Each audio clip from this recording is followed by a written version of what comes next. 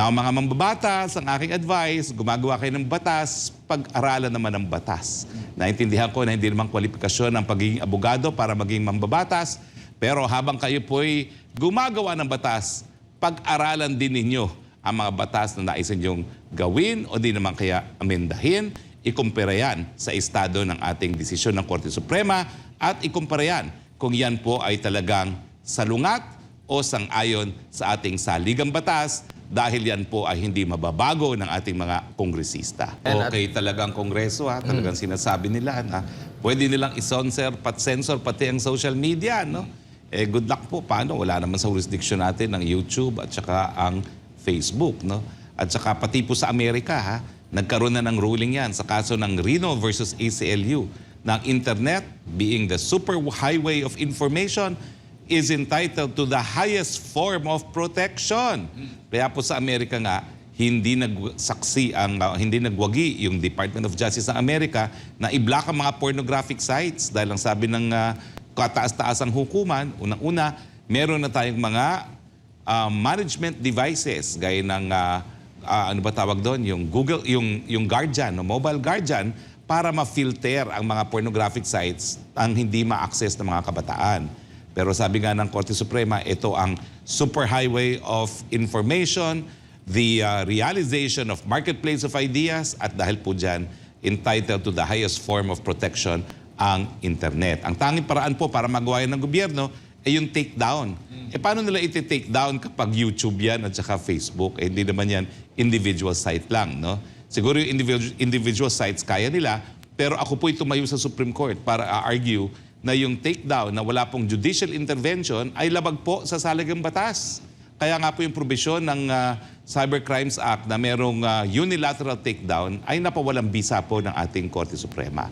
Now, mga mambabatas, ang aking advice, gumagawa kayo ng batas, pag-aralan naman ng batas. Naintindihan ko na hindi naman kwalifikasyon ang pagiging abogado para maging mambabatas, pero habang kayo po'y gumagawa ng batas, pag-aralan din ninyo ang mga batas na nais ninyong gawin o di naman kaya amendahin, ikumpara yan sa estado ng ating desisyon ng Korte Suprema at ikumpara yan kung yan po ay talagang salungat o sang-ayon sa ating saligang batas dahil yan po ay hindi mababago ng ating mga kongresista.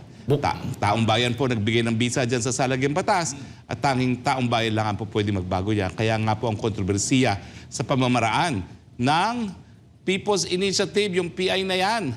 Kasi ang issue dyan is napakasagradong dokumento. Bakit nga binibili ang pirma? Bakit nga nanlilin lang ng pang-ayuda kapalit ng pirma? Ganyang kaimportante po yung saligang batas. So mga kongresista, pati po kayo, sakop kayo ng saligang batas. Bawal po ang censorship sa kahit anong branch of government.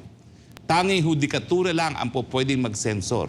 Yan po ang sinabi na Korte Suprema. Kaya pati ang MTRCB, sila po ay meron lang kapangyarihan magbigay ng rating. At kung sila ay magse-censor, yan po ay subject to judicial review dahil tanging mga mahistrado lang ang merong ganyang kapangyarihan dahil nga po napaka-importante ng kalayaan ng malayang pananalita. So mga partners, na-chill na ba kayo? Naku, hindi. Dahil ang mga kongresista, gusto ko pati sa social media natin tanggalin. Naku, takot na ba kayo? Hindi. Naku, lalo tayong tumapang Lalo pa pong tumapang, lalong nanindigan ng SMNI, hindi po kami magpapasupil.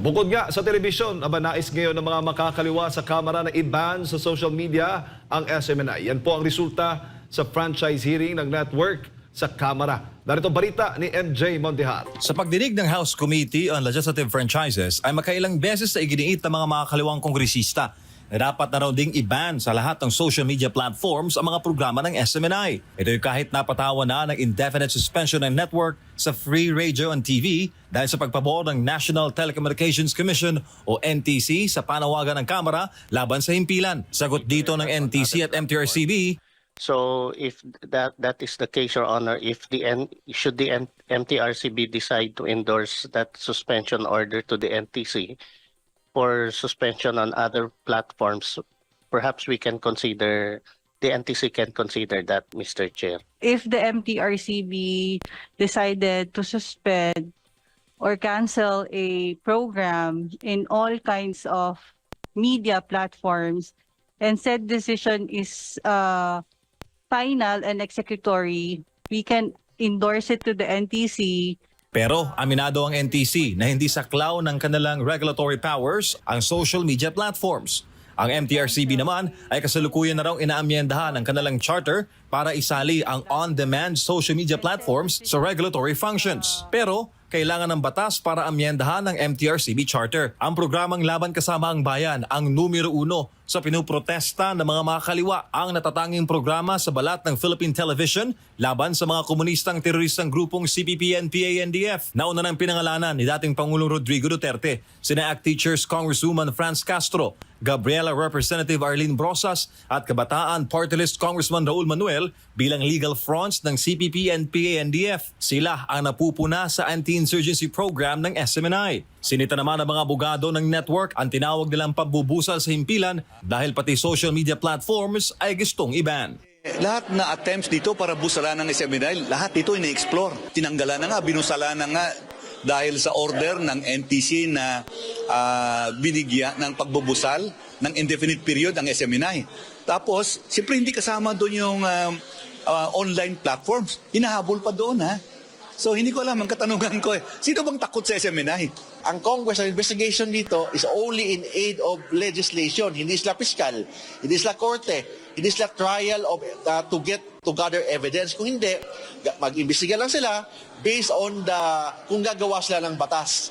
But granting na gagawa sila ng batas, kailangan yung batas na yan hindi ma-violate yung due process clause. Para sa Diyos sa Pilipinas kong mahal, MJ Mondihar, SMNI News. Ayan, attorney, pinipilit talagang tinatanong yung NTC kung meron ba talaga silang saklaw. Dahil yung mga content na ini-air natin before na naging dahilan daw ng suspension natin sa free TV at radio, yun pa rin ang content na naipapalabas dito sa mga social media natin. Kaya nais nitong mga makakaliwang grupo na pati yan ay tanggalin na yung ating mga social media. Kaya nga pinapabigay sa atin yung mga listahan kung ilan ba yung mga hawak nating mga pages and YouTube account.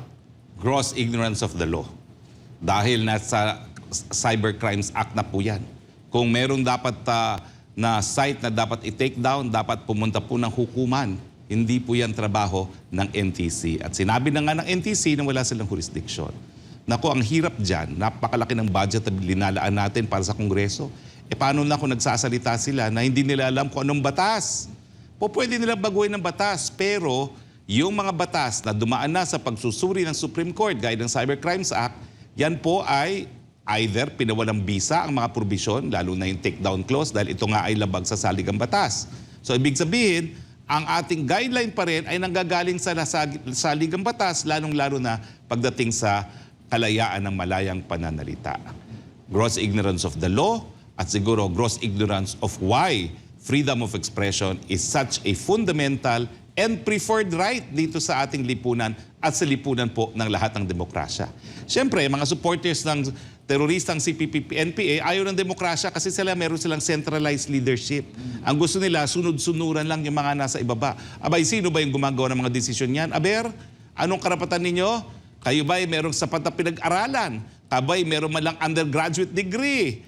O, kayo ba'y merong alam naman sa mga batas?